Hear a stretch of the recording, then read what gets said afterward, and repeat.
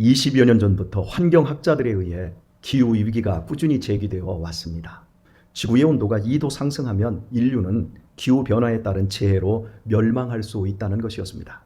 더욱 강력해진 태풍과 기록적인 폭우로 세계 각국이 고통을 겪으며 기후위기는 기후재난으로 현실화되고 있습니다. 극지방과 고지대의 빙하가 녹으면서 해수면 상승으로 남태평양의 섬나라 투발루와 퉁가는 이미 국토의 많은 부분이 물에 잠겼습니다. 인도네시아는 저지대에 있는 수도 자카르타를 고지대에 있는 보르네오 섬 이스트 칼리만으로 옮기는 계획을 올 초부터 시행 중에 있습니다. 그래서 2045년도에는 완전히 수도를 옮기게 되었습니다. 이런 상황에서 맞닥뜨린 코로나19라는 현실은 기후변화로 인한 위기를 인류가 실감케 했습니다. 뿐만 아니라 슈퍼 태풍이라는 이름으로 흰남노가 몰려왔고 더 강력한 태풍이 만들어질 것이라고 경고하고 있습니다. 세계적인 생물학자, 사회생물학자 이화여대 석좌 교수인 최재천 교수는 기후위기는 이미 기후재앙으로 우리 앞에 와 있다 말하고 있습니다. 기후재앙의 심각한 현실은 식량 부족 사태로 인해 촉발이 될 것입니다. 심화되는 폭염과 가뭄, 폭우와 태풍으로 식량 생산이 줄어드는 것이 한 원인이고 또 하나는 급증하는 인구입니다. 서방 세계와 이 동북아시아 쪽에 잘 사는 나라들은 인구가 줄고 있지만 못 사는 나라들은 인구가 계속 늘고 있습니다. 10억 명의 인구가 늘 때마다 브라질만한 농지가 필요한데 도리어 개발과 사막화로 더욱 줄어들고 있습니다. 지금도 1초에 4명씩 굶어 죽고 있는데 식량이 부족한 사태가 지금 현재 80억을 넘은 인구가 90억 명을 향해 나아가고 있는데, 예를 들면 10억 명의 인구가 지금부터 100년 전만 해도 10억 명의 인구가 늘려면 200년이 걸렸습니다. 그런데 지금은 10억 명의 인구가 느는 속도가 10년이면 10억 명이 넘어가 버립니다. 왜요? 모체 그룹이 크니까요. 우리나라는 식량 자급률이 3%밖에 안 되기 때문에 가장 먼저 식량 위기의 직격탄을 맞게 될 것입니다. 그리고 퉁가나 투발루에 이어 물에 잠길 나라는 네덜란드 같은 나라가 아니라 우리나라와 일본으로 예상하고 있습니다. 이유는 공룡 화석에서 그 증거를 찾습니다. 세계적으로 한반도의 공룡 화석이 제일 많이 발견되는 것은 그만큼 한반도가 저지대이기 때문입니다. 하지만 우리나라는 경제제일주의로 인해 정치권과 언론은 이러한 기후재앙의 위기를 음모론으로 돌립니다. 왜 그럴까요? 탄소 배출을 전 세계가 한꺼번에 멈출 수 없는 현실에서 우리만 탄소 배출을 멈춘다면 손해라는 생각을 갖고 있기 때문입니다. 무엇보다도 아닐 거야. 지금껏 인류가 많은 위기를 극복한 것처럼 기후위기도 반드시 극복하고 말 거야 라는 안일함이 있습니다. 그러나 기후재난은 성향이 다르다고 과학자들은 말합니다. 탄소 배출을 0으로 멈출 수도 없지만 만약 가능하다고 해도 지금껏 쌓여진 탄소 에너지만으로 이미 시작된 기후재난은 이 상태에서도 20년 이상 지속되고 나서야 지구가 정상이 될 것이라고 합니다. 과학자들은 욕조의 비유로 이 재난을 설명합니다. 욕조가 곧 넘치려 하고 있어서 물을 잠가야 하는데 수도 꼭지가 고장나서 잠가지질 않고 약간 줄였을 뿐입니다. 그러면 욕조는 시간을 조금 벌었을 뿐 반드시 욕조는 넘칩니다. 공장, 선박, 비행기, 자동차, 전기 제품, 인간이 살아가는 모든 일상생활이 모든 것이 탄소 배출 자체이기 때문에 약간의 규제는 할 수 있어도 탄소 배출을 완전히 멈출 수는 없습니다. 이것이 기후재앙의 진실입니다. 지구적 재앙이 코앞에 다가와 있지만 사람들은 이 현실을 안 받아들입니다. 기후위기와 관련된 책 몇 권만 읽고 지금 되어지는 우리 주변의 자연현상을 주위에서 살펴보기만 하면 기후재앙이 진실임을 확실히 알 수 있습니다. 그러므로 전 세계가 무슨 조치를 취하고 우리의 삶도 불편함을 감소해서라도 탄소 배출을 줄여야 하는데 그렇지 않고 대한민국은 탄소 배출이 더 늘고 있습니다. 세계적으로도 더 늘고 있습니다. 인간은 자기가 보고 싶은 것만 보고 자기가 믿고 싶은 것만 받아들이는 자기 신념이 신앙처럼 확고합니다. 교회도 다르지 않습니다.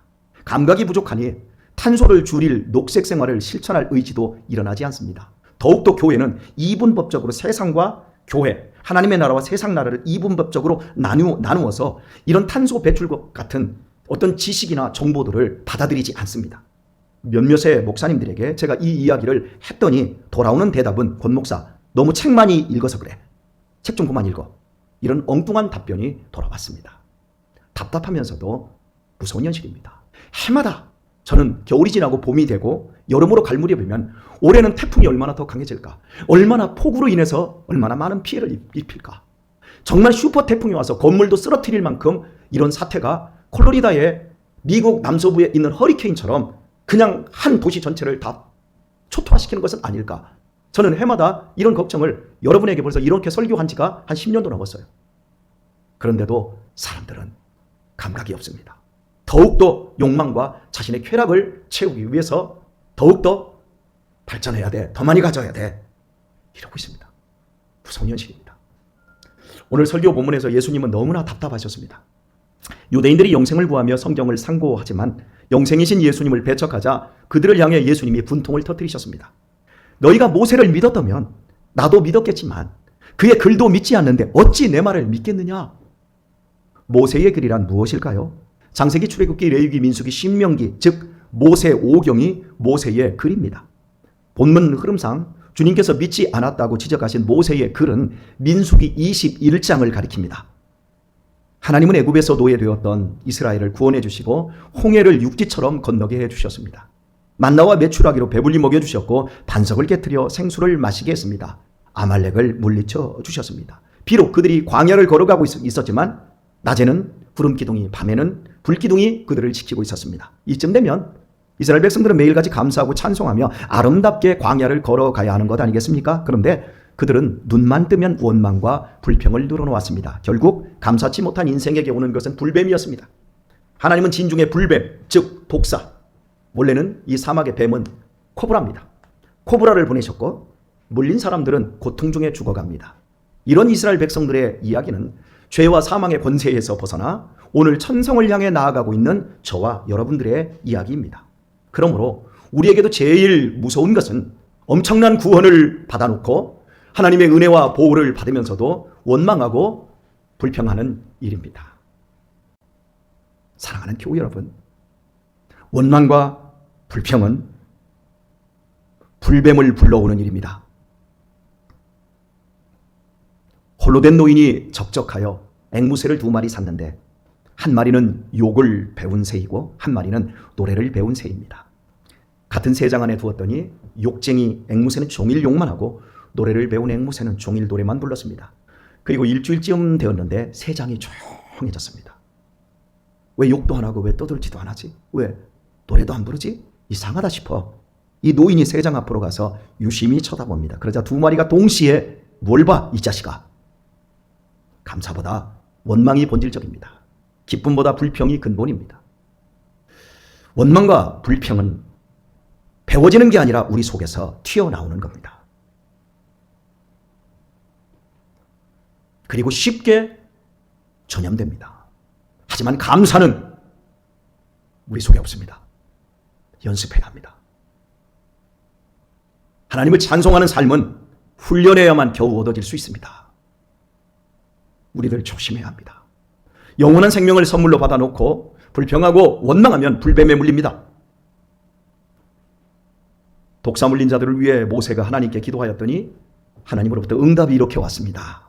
불뱀을 만들어 장대 위에 달라 물린 자마다 그것을 보면 살리라. 그래서 모세는 놋, 구리로 불뱀 모양을 만들어 장대 위에 높이 세워 진중에 달았습니다. 얼마나 어이없는 치유법입니까? 뱀의 독은 혈관과 세포를 파괴하기에 가장 먼저 약한 시신경이 손상을 입어 눈이 볼 수가 없게 되어집니다. 그런데 볼 수도 없는데 보라는 것을 치유의 방법으로 주시다니 얼마나 어이없습니까? 왜 이럴까요? 원망과 불평은 불신에 기반을 두고 있는 겁니다. 원망과 불평은 환경과 상황에 기반을 두고 있는 것이 아니라 실은 내가 믿음이 없기 때문에 원망과 불평이 나오는 거예요. 그러니 이제는 믿음으로 하나님의 말씀을 의지하라는 의미였습니다. 놋뱀 자체의 치유의 효능이 있지 않습니다. 눈에 보이느냐 안 믿느냐의 문제가 아닙니다. 오직 쳐다보면 살리라는 하나님의 약속된 말씀의 능력이 숨겨 있습니다. 순종이 믿음이고 믿음이 곧 구원이란 말입니다. 그러므로 보이든 안 보이든 멀든 가깝든 내 눈이 지금 멀었든 안 멀었든 놋뱀 쪽으로 머리를 향해 든 자들은 무서운 독에서 모두 구원을 받았습니다. 이 사건과 관련하여 이미 예수님은 요한복음 3장 14절과 15절에서 이렇게 말씀하셨습니다. 모세가 광야에서 뱀을 든 것 같이 인자도 들려야 하리니 이는 저를 믿는 자마다 영생을 얻게 하려 하심이니라. 불뱀에 물려 죽음의 나락으로 떨어지는 자들을 살리기 위해 장대 위에 높이 매달렸던 놋뱀, 그것은 죄의 불뱀에 물려 죽어가는 인간들을 살리려 십자가에 매어 달리신 예수 그리스도의 표상인 겁니다. 그러므로 예수 그리스도를 죽음의 독에서 해결해 주실 구주이심을 믿는 자는 영생을 얻습니다. 이 복음은 과학도 상식도 아닙니다. 전능하신 하나님의 약속이기에 믿는 자는 구원을 얻습니다. 우리는 영적 장님입니다. 하나님이 안 보입니다. 여기 예수님 보고 예수님 믿는 사람 있습니까? 없습니다. 우리는 모두 장님입니다. 예수님 보이지 않습니다. 저도 예수님이 보이지 않습니다. 그러나 말씀이 가리키는 방향을 바라보기 위해 순종하는 자는 구원을 얻고 영생을 얻습니다. 유대인들은 놋뱀 사건을 잘 알고 있었기에 누구보다도 먼저 예수님을 믿을 수 있었습니다. 그런데도 예수님을 배척합니다. 이 배경을 가지고 주님은 유대인들에게 너희가 모세의 글도 믿지 아니하거든 어찌 내 말을 믿겠느냐고 책망하셨습니다. 즉 예수님을 부인하기 이전에 그들이 믿고 따른다고 하는 모세의 기록인 불뱀 사건 자체도 너희가 믿지 않는다는 겁니다. 그 불뱀 사건이 바로 나를 지목하고 있는 건데 너희들이 모세의 사건도 믿지 않기 때문에 너희들이 나를 당연히 안 믿는다는 거예요. 유대인들이 예수님을 배척한 것은 그럴만합니다. 우리가 살펴본 대로 예수님은 유대인들이 전제하는 메시아가 아니었기 때문입니다. 힘있고 부자거나 권력을 갖거나 이런 메시아이길 바랬는데 아니었거든요. 가난한 그냥 갈릴리 청년이었거든요. 그러니까 자신들이 전제하는 메시아가 아니었기 때문에 예수님을 배척할 수 있어요. 또한 예수님도 유대인들의 신앙을 칭찬하지 않으셨어요. 도리어 외식을 지적하며 욕설까지 그들에게 퍼부었기 때문입니다. 그러니 그들이 예수님을 배척하는 건 당연해요. 그러나 모세는 달라요. 유대인들에게 모세는 그들 신앙의 전부였습니다. 우리나라 사람 가운데 세종대왕 욕하는 사람 있나요? 우리나라 사람 가운데 이순신 장군 욕하는 사람 있습니까? 그러면 온 국민이 달려들어서 죽이려고 할 거예요. 북한에서도 제일 존경하는 사람이 세종대왕이고 이순신 장군이에요. 똑같아요. 북한이나 우리나. 그런데 세종대왕을 여자만 밝히고 고기만 먹다가 당뇨병에 죽은 아주 무능한 왕이라고 얘기할 수 있어요? 이순신 장군이요? 가차없이 군령에 의해서 군령 어기면요 그냥 부하들의 목을 댕강댕 잘라낸 사람이요. 그런 잔인한 테러리스트라고 얘기할 수 있어요? 못하지요. 예, 모세는 유대인들이 배척할 수 있는 사람이 아니에요. 유대인들에게 모세는 그들 신앙의 전부였어요. 모세 없이는 유대교가 없어요. 유대교가 모세에게서 나왔어요. 밥은 먹지 않아도 모세로부터 주어진 말씀을 단 하나도 읽고 외우는 길을 건너뛰지 않았는데 유대인들이라면 당연히 모세 오경을 달달달 외우고 있었는데 이것을 잘 아시는 주님께서 대체 어떻게 모세의 글도 너희들이 믿지 않았다고 말씀한 것일까요? 쉽게 설명드리겠습니다. 우리나라는 남북으로 나뉘어져 있는 분단국가입니다. 맞지요? 우리나라는 분단국가이지요? 그렇게 자신이 없어요? 다시 한번 합시다. 우리나라는 남북으로 나뉘어진 분단국가 맞지요? 네. 그러면 다인아 어떻게 알아? 됐어요? 대답하지 마세요. 소진아 분단국가라는 걸 어떻게 알아? 목사님이 설명해 볼게. 네. 여러분은 분단국가라는 걸 어찌 합니까? 어린 사람들과 여자분들은 교과서와 선생님과 뉴스에서 배워 지식으로 알고 있습니다. 남자들 중에는 군에 입대해서 저같이 군사 분계선에서 GP에도 들어가 보고 OP에서도 근무해 본 사람들은 자기 눈과 귀로 확인한 사실로 우리나라가 분단국가라는 걸 알고 있습니다. 이렇게 아는 개념이 다를 수 있어요. 맞지요? 그런데 이것이 전부가 아니에요. 남북 이산가족이 있습니다. 이들은 가슴으로 분단을 알아요. 북에 두고 온 사랑하는 가족으로 인해 가슴이 먹먹하고 눈에서는 피눈물이 흐릅니다. 이들에게 분단은 뼈아픈 현실입니다. 분단을 교과서로 배워 지식으로 알거나 휴전선 근무자로 분단을 경험해서 사실로 아는 것과는 차원이 다른 알미예요. 다 알지만 우리나라가 분단되었음을 누가 제대로 아는 것입니까? 지식으로도 알 수 있어요? 사실로도 알 수 있어요? 현실로 내 마음의 찢어짐으로도 알 수 있어요? 여러분 누가 제대로 아는 거예요? 다 아는 거예요. 그러나 제대로 아는 건 이산가족인 거예요. 그래서 그들의 이산가족의 소원은 꿈에도 소원인 거예요. 꿈에도 소원은 통일이에요. 그러나 교과서와 사실로 분단을 아는 자들의 소원 속에는 통일이 없습니다. 그래서 대한민국만 잘 먹고 잘 살면 그만이다 해가지고 오늘날 30대, 40대, 50대가 통일을 원하지 않아요. 예수님께서 너희들이 모세의 글을 믿지 않았는데 어찌 내 말을 믿겠느냐는 것이 바로 이것입니다. 그들은 민수기 21장에 불뱀에 물려 죽어가던 조상들이 놋뱀을 보고 살아난 모세의 글을 잘 알고 있고 사실로 믿습니다. 하지만 그것이 지금의 현실과는 아무런 상관이 없다는 거예요. 사실로는 믿지만 현실에 있는 나와 상관이 없어요. 불뱀에게 물린 것도 아니고 지금 곧 죽을 것도 아니기 때문입니다. 감격이나 흥분이 없어요. 전혀 기대감도 없어요. 모세의 불뱀 사건은 그저 종교적인 지식일 뿐입니다. 종교적인 사실일 뿐이에요. 알고 있고 사실로도 받아들이지만 전혀 비현실적인 일일 뿐이에요. 이런 상황에서 지금 유대인들 앞에 모세의 글에 있는 구원이, 영생이 현실로 와 있는 거예요. 믿기만 하면 그 구원과 영생을 가질 수 있어요. 유대인들에게 영원한 생명이 지금 인간의 몸을 가지고 그들에게 온 거예요. 모세의 기록대로 이제 현실에서도 죄에서 구원받을 수 있고 영생 얻을 수 있어요. 더 이상 죽음을 두려워할 필요가 없어요. 사실로 기록되었던 모세의 글이 이제 믿기만 하면, 현실에서 믿기만 하면, 현실에서 붙잡기만 하면 내 현실이요, 내 축복이요, 내 구원이 될 수 있어요. 죽음을 이길 영생이 현실에서 시작될 수 있어요. 이 얼마나 기쁘고 감격적인 일입니까? 그런데 유대인들은 현실로 찾아온 영원한 생명을 배척하고 있어요. 지금 그들에게는 회개하고 죄사함을 받으라는 예수님의 말이 전혀 들리지 않아요. 내가 생명이니 나를 믿는 자는 영원히 산다는 예수님의 말씀 같은 것은 그저 허황되게 들려요. 오직 로마로부터 해방되어 부역과 무거운 세금이 없어져야만 잘 살 수 있다는 현실적 고뇌가 그들의 소원일 뿐이에요. 그러니 끝내 예수님을 배척하다가 십자가에 못 박아 죽여버리고 말았어요. 주님의 지적은 바로 이것입니다. 현실로 가져오지 못하는 믿음은 믿음이 아니기 때문에 모세의 글도 예수님의 말도 유대인들은 들은 것이 아니라는 거예요. 오늘날의 교인들도 찾아온 영생을 배척했던 고대 유대인들과 크게 다르지 않습니다. 많은 교인들이 성경도 많이 알고 또 사실로 믿지만 현실로 찾아온 하나님의 구원을, 영생을 믿지 않습니다.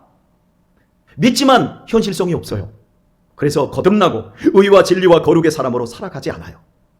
구원받아 영생 얻은 사람으로 연습하고 훈련하며 자라가지를 않고 계속해서 비현실적인 지식, 비현실적인 성경에 있는 사실만 크게 머릿속에 키워갈 뿐입니다. 그러니 설교가 졸린 거예요. 감격과 기쁨이 없는 거예요. 예배를 드려도. 원망과 불평만 늘어놓다가 불뱀에게 물려 죽어가는 사람들이, 이런 교인들이 얼마나 많습니까? 개구리를 뜨거운 가마솥에 갑자기 집어넣으면 개구리가 곧바로 튀어나오지만 서서히 데펴주면 삶아 죽을 때까지 움직이지 않습니다. 이건 실험하는 거예요. 이와 같습니다. 얼마나 미련한지 현실에서 죽음이 턱 밑에 찾아올 때까지 진리를 현실로 쫓지 않는 것이 인간입니다. 그런데 저와 여러분은 어떻게 보지도 않았고 경험하지도 않은 예수님을 나의 구주로 믿고 있으며 이 아침에 이 고리타분한 설교를 집중하며 듣고 있는 것일까요? 진리의 영이 나의 영혼을 일깨웠기 때문입니다. 너희가 그 은혜를 인하여 믿음으로 말미암아 구원을 얻었나니 이것이 너희에게서 난 것이 아니요 하나님의 선물이라. 에베소 2장 8절에 그 말씀이 우리의 심령에 임한 줄 믿습니다. 하나님의 큰 은혜를 입은 것입니다. 인정하십니까? 그렇다면 하나님이 주신 그 복된 믿음을 현실로 키우고 계십니까? 믿음은 우리의 마음과 이성에 보이지 않는 작은 씨로 들어온 것이기 때문에 열매가 되기까지 키워내야 하는 겁니다. 만약 믿는다라는 사실만을 의지한 채 현실과 괴리된 믿음으로 멈추어 있다면 주님은 이렇게 우리에게 말씀하실 것입니다. 너희가 기록된 요한복음의 말씀도 믿지 못하는데 어찌 오늘 권 목사의 설교를 하나님의 말씀으로 믿을 수 있겠느냐? 다 쇼하고 있는 거지. 다 종교 노름하고 있는 거지. 이렇게 질문할 수도 있어요. 저는 가끔씩 제가 설교 놀이를 하고 있다는 생각을 합니다. 왜요? 기도하지 않아도, 내가 변화되지 않아도, 내가 말씀을 연구하지 않는데도 불구하고 설교가 이 속에서 나올 때가 있어요. 그럴 때 보면 내가 지금 설교 놀이 하고 있구나. 조심하셔야 돼요. 죽음의 독사가 찾아오면 우리는 그때서야 깨닫습니다. 죽음의 독사가 찾아와야만 구원과 영생과 천국을 현실로 필요성으로 받아들이는 것만큼 손해가 없어요. 우리가 사는 세상은 신용사회입니다. 맞지요? 여러분, 이 카드 한 장에 내가 모든 것을 다 할 수 있어요. 다 신용사회예요. 맞지요? 신용사회라는 말을 다른 표현을 쓰겠습니다. 믿음사회예요. 물건 하나 사는데도요, 믿으니까 사는 거예요. 믿지 않으면 물건 못 사요. 학원도요, 믿으니까 내 자식 학원 보내는 거예요. 선생님을 믿으니까 선생님에게 보낼 수 있는 거예요. 버스도요, 믿으니까 타고요. 지하철도요, 믿으니까 타는 거예요. 믿지 못하면 못 타는 거예요. 우리가 확신 있게 살거나 편안하게 사는 모든 것의 밑바탕에는 다 믿음이 있는 거예요. 그러므로 우리가 평생을 살아가면서 키워야 할 것이 믿음인 거예요. 믿음을 키우지 않는 것은 바보나 하는 천치나 하는 짓이에요. 바보들은요, 천치들은 믿음을 안 키워요. 그냥 있는 것만 먹고 써요. 그러나 정말 똑똑한 사람은요, 믿음을 키워요. 왜 사람들이 재물을 충분히 가지려 합니까? 왜 권력을 가지려고 할까요? 불안하기 때문이에요. 믿음이 없기 때문입니다. 그것이 나에게 믿음이 되는 거예요. 그러니까 자꾸 재물을 모으려고 하는 거예요. 그런데요, 인생살이에서 꼭 얻어야 할 것은 믿음인데 그것을 얻지 않고 다른 것을 얻으니까 더욱더 불안해지고 더욱더 행복하지 않는 거예요. 돈 있는 사람들, 똑똑한 사람들, 잘난 사람들 불안하고 행복해서 좋아 죽는 사람이 뭐 이럽니까? 막 그 불안으로 말미암아서 마약해야 되고요. 온갖 별 변태짓 다 하고 온갖 나쁜 짓 다 하잖아요. 그런데요, 예수님 믿으면서 가난 속에서 심령이 가난하고 애통하며 막 그 고통 속에서 너무너무 가난한데도 불구하고 믿음을 키운 사람들은요, 너무너무 행복하게 살아요. 믿음이 안 키워지면요, 살면 살수록 불안해요. 나이 한 50에서 60 넘어가면 여기 우울증에 빠질 우리 젊은 생徒들 많아요. 믿음 생활 엉뚱하게 하면 나이 60, 70, 80 먹어서 병 걸리고요, 나중에 죽을 때쯤 되면 이빨 득득 갈고요, 벌벌벌벌 떨 사람들 많아요. 믿음이 안 키워져서 그런 거예요. 인생살이에서 꼭 우리가 얻어야 될 것, 그리고 꼭 키워야 될 것, 그것 믿음이에요. 여러분, 나의 내면에 지금 무엇이 담겨있나 한번 보세요. 세상에 유한한 것은 비워지고 하늘의 것으로 담겨지고 있나요? 신령한 것들이 여러분의 마음속에 담겨지고 있나요? 믿는 세월이 더해질수록 믿음이 커지지 않고 나이만 먹고 있고 직분만 높아지는 것은 비극이에요. 비극. 저는 그 어르신들을 보잖아요. 한일 노인 중환보호센터 성광안에서 그 믿음 있는 권사님들, 믿음 있는 그런 안수 집사님들, 믿음 있는 장로님이라 보거든요. 그런데 보면 믿음이 없어요. 왜요? 직분만 높아졌지 믿음을 키우지를 못한 분들이 수두룩해요. 사랑하는 우리 교우 여러분, 우리가 예수님 믿으면서 해결해야 될 문제가 뭡니까? 그 첫 번째가 죽음의 문제예요. 예수님 믿으면서 죽음의 문제 하나만 해결받을 수 있어도 인생 전부를 다 드릴 만큼 가치 있는 것 아닌가요? 밭에 감추인 보화를 발견한 것처럼 소유를 다 팔아서라도 살 것이 영원한 생명 아닙니까? 그 생명이 정말 현실에 와 있단 말이에요. 하나님의 선물로 주어진 죽음을 이길 영생을 현실로 가진 자는 죽음의 시간이 와도 행복한 거예요. 믿음은 그런 거예요. 예수 그리스도의 죽으심과 부활로 말미암아 이미 성취된 구원이고 이미 내가 가진 영생이기에 우리들이 누려야 될 복인 거예요. 진짜 내게 임한 나의 구원이고 나의 영생입니다. 그런데 이 복을 씨로 받았기 때문에 실감이 안 나는 거예요. 저는 가끔씩 옷을 철마다 이렇게 딱 갈아입을 때 호주머니를 딱 두렸는데 여기서 뭐 10,000원짜리가 하나 나와요. 뭐 깜짝 놀래요. 근데 어떤 때는 50,000원짜리가 하나 나왔어요. 할렐루야. 웬 공짜 돈? 그 귀한 돈이 이 안에 들어있었는데도 들어있는지 모르고 있었던 거예요. 근데 이게 웬 횡재냐? 여러분, 우리 안에 씨로 들어있는 거예요. 이 엄청난 구원이.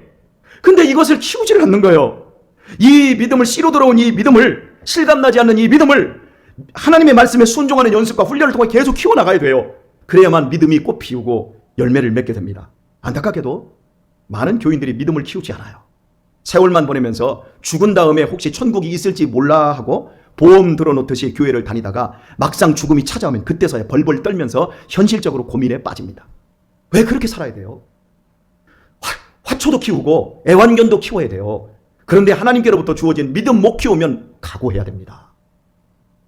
우리 학생들과 청년들은 학업 능력 키워야 되지만요, 믿음 못 키우고 기도의 실력 못 키우면 아무것도 아니에요. 정말 중요한 것은 믿음이에요.